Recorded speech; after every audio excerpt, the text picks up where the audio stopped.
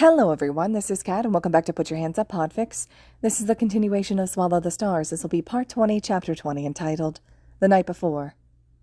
Sweat drips down Izuku's temples, neck, back, chest, sticking his hair to his forehead and threatening to drip into his eyes.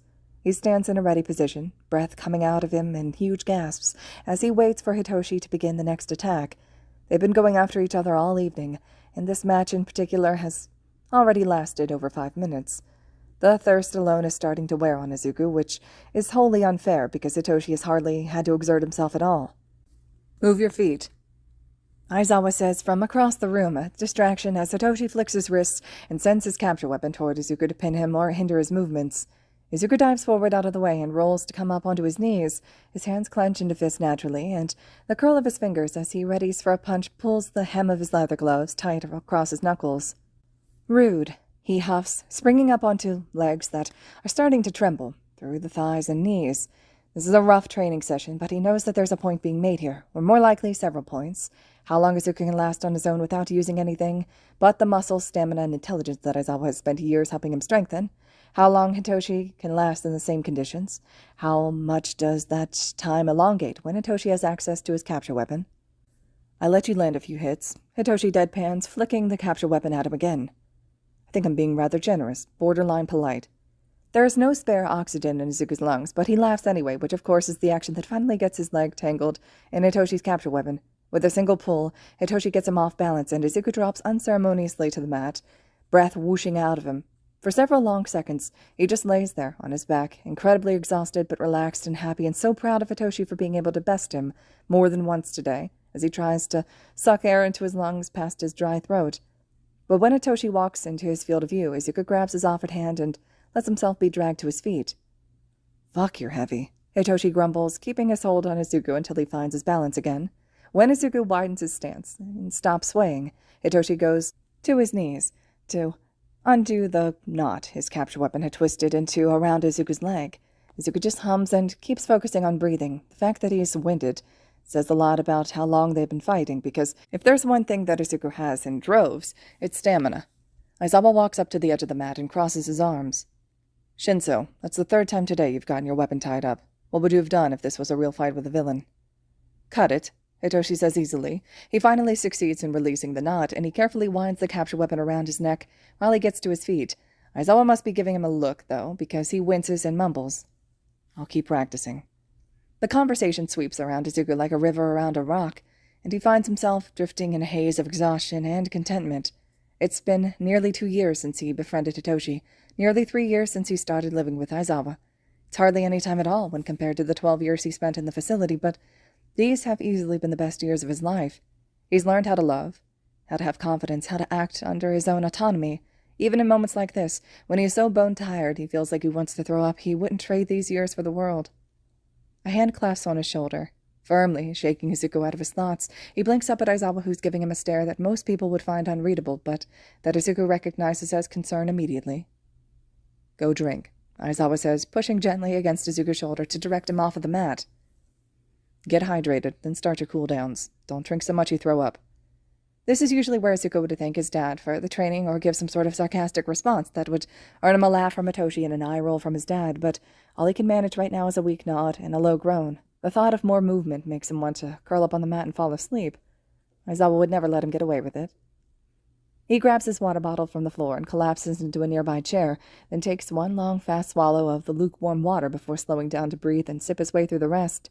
His eyes track Aizawa and Shinso on the mat, watching as they easily transition from the spar that just ended into a lesson with the capture weapon. A mahaki shifts under Izuku's skin, unwinding from his ribcage to crawl up his spine instead before settling around his neck. It's an unusual place for the god to rest in, so Izuku slides off his right glove and tipped his head back against the wall.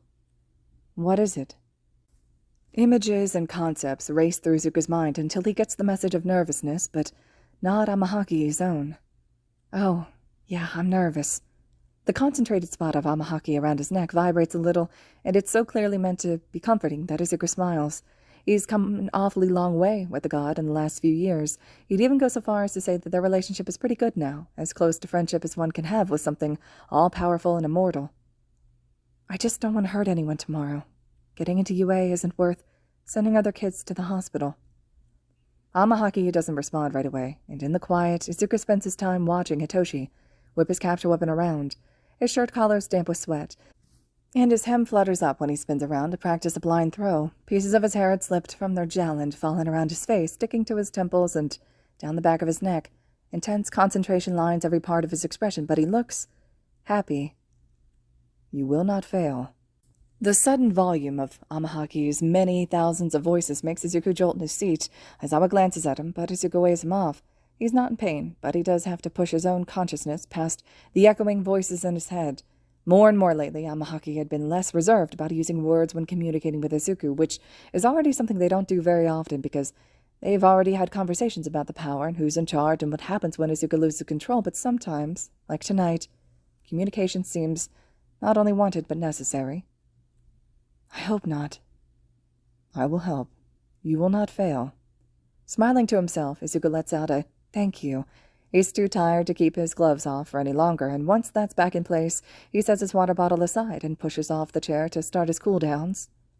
Some days, this is his favorite part of training. It gives him the space and time to think and talk through issues or holes in his spars, while his body runs on autopilot, stretching out his muscles. Other days like today, it feels like the worst damn thing in the world, because it's not satisfying, it's just extra. All he wants to do is stop moving, stop pushing himself, and just search out a comfortable spot to become temporarily comatose. He is in the middle of a butterfly stretch when Aizawa and Hitoshi step off the mat and make their way over. Hitoshi immediately grabs his water bottle and collapses to the floor beside Izuku, leaning into his space but not touching. It's been a few months since they decided to start dating, or whatever it is. Hardly anything has changed between them, but Izuku definitely finds Hitoshi's presence even more reassuring than he had ever before, which is a feat in and of itself. Hizashi's coming over for dinner tonight, Aizawa says, ripping away Izuku's daydream of a long bath and an early bedtime. Granted, it's not like the latter would have actually happened anyway. He's entirely aware of how anxious he is under the surface of his exhaustion. The Murray's tagging along as well. Izuku's eyebrows rise up to his hair. It's rare that Auntie Kayama comes over, but when she does, she always spoils Izuku with praise and sweets. Okay, he says, eyes narrowing as he finishes his stretches, and Hitoshi begins on his own. But this better not be because of tomorrow. Of course it is. Aizawa takes his hair out of its ponytail just to push his fingers through it and put it back up. You know them. Yeah, that's fair. Of course, Hizashi would want to send Izuku off to the recommendation exam with a big dinner and lots of good luck, and of course, Auntie Kayama would want to be a part of it. I hope Kayama-san brings Shinsoku again, Hitoshi says around a groan as he folds himself over his extended legs, hands wrapped around his feet. I don't even care if it's store-bought. Since this is also for you, I'm sure she'll bring something you like, Aizawa says. Oh, right. Tomorrow may be the recommendation exam, but Hitoshi is going to take the regular exam in less than a week. They won't have another sparring session before then, so it makes sense that this dinner would be for both of them. We haven't even been accepted yet, Izuku says, leaning back on his hands because he's not ready to get to his feet yet. It feels a little early to be celebrating. Aizawa gives him a droll stare, over the top of his capture weapon. What makes you think we're celebrating? We already know that you're both going to get in. Namuri's just being annoying, and Hizashi likes to see you, so get up and let's get going. Hitoshi chuckles quietly beside Izuku. You're great at pep talks. You should be a teacher or something. Izuku snorts and gets to his feet, holding out his hand to help Hitoshi up as well. Neither of them lets go even once they've stepped outside of the warehouse. The early February weather hits Izuku like a truck, instantly freezing the sweat on his skin and making him shiver. He'd been hot inside, but now he eagerly pulls on his jacket and huddles up next to Hitoshi. Aizawa looks up and, with a quick glance at Izuku, drops his capture weapon around Izuku's neck like a scarf. The walk back to the apartment takes less time than it usually does, all of them practically jogging in their eagerness to get out of the cold faster. When they get home, both cats are sitting inside the doorway and need to be carefully nudged aside to make room. After the second foot to his side, Leo trots away indignantly, but Coco just screams until Aizawa finally caves and picks her up. Go shower, Aizawa says over his shoulder as he heads off to the kitchen. Hizashi and Namuri will probably be here by the time you're both done. Izuku doesn't need any further prompting. He drags Hitoshi into his room, grabs a change of clothes, and takes a heavenly hot and relaxing shower, then leaves the bathroom open for Hitoshi. 10 minutes later, with his hair tied back in a loose ponytail, Hitoshi returns to Izuku's room. Are you nervous? Hitoshi asked, sitting on the bed beside Izuku, who had collapsed there when he didn't want to venture into the kitchen by himself. Very. Izuku says with a quick nod. He glances at Hitoshi and rubs the back of his head, a smile that's perching easily on his lips. It's okay, though. I'm confident about the written exam, and I know that I'll be able to nail the practical. I'm just... He sighs and turns away. Hitoshi doesn't push or prompt him to keep speaking. Instead, he takes Izuku's hand and links their fingers together, his thumb moving in slow swipes over Izuku's skin and to the leather of his gloves. I know, he says at length. If it makes you feel any better, there's no way that UA has good enough insurance to justify making applicants fight each other, so you won't have to worry about that. Izuku blinks once, then again slowly. They have the sports festival every year, Hitoshi. Students fight each other all the time. Yeah, UA students. But you and me and the other applicants are in middle school still. There's no way that sparring is on the table for tomorrow. So just think about how you can show off and stop worrying about hurting someone on accident. Easy as that? Izuku asked, the corner of his mouth ticking up. Hitoshi flicks Izuku on the nose. Easy as that, Nightlight. And besides, if you don't get in on recommendation, you can just join me next week in the trials and tribulations of the common folk. Izuku rolls his eyes and only just manages to refrain from laughing at Hitoshi's monotone dramatics. Good thing I'm getting in tomorrow, then. There's the confidence that I like.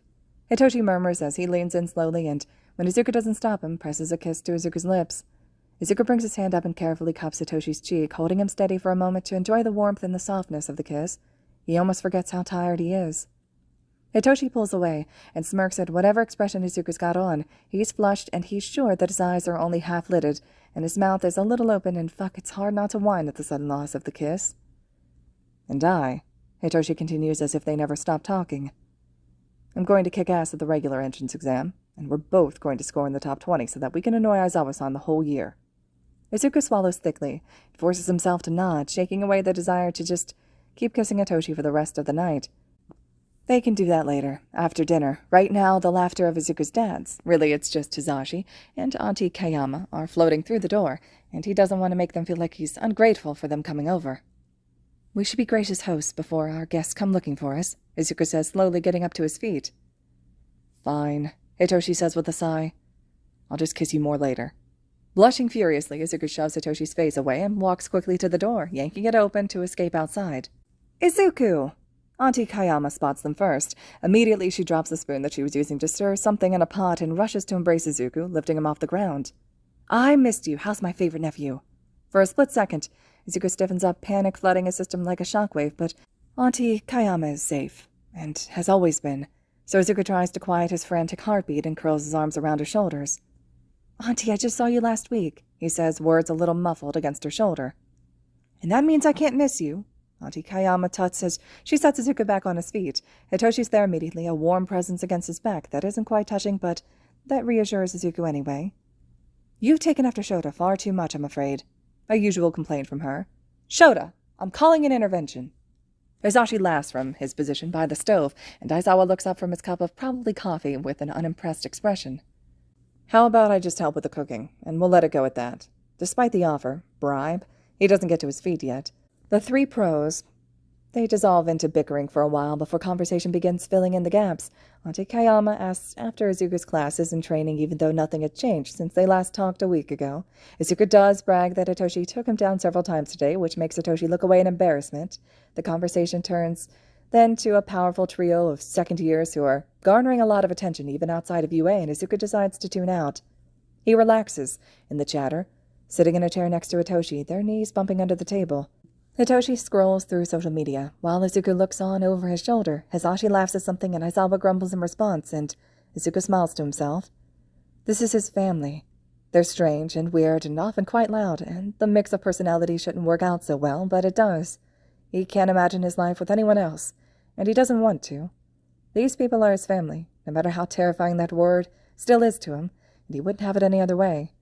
Somehow, by design probably, they make it through dinner without anyone mentioning the exam tomorrow, but once the dishes have been cleaned by Izuku and Hitoshi, Aizawa disappears into the depths of the apartment and returns a short while later with a small box in one hand. Dad. Izuku leans back in his chair, hands coming up like he's ready to physically push away what he knows is a gift for him. He hasn't even been accepted yet, not that he necessarily wants a gift, even if he does pass, but preemptively rewarding him seems like a bad habit. Hizashi laughs, Auntie Kayama coos, and Aizawa rolls his eyes as he retakes his seat and just sets the box down on the table. It's nothing fancy, just an unwrapped light brown box with a simple lid, but Izuku isn't sure he deserves whatever's inside. None of that now, Hizashi says, pushing the box forward in front of Izuku. It's not a gift, okay? The three of us, he points his thumbs at Aizawa and Ati Kayama beside him.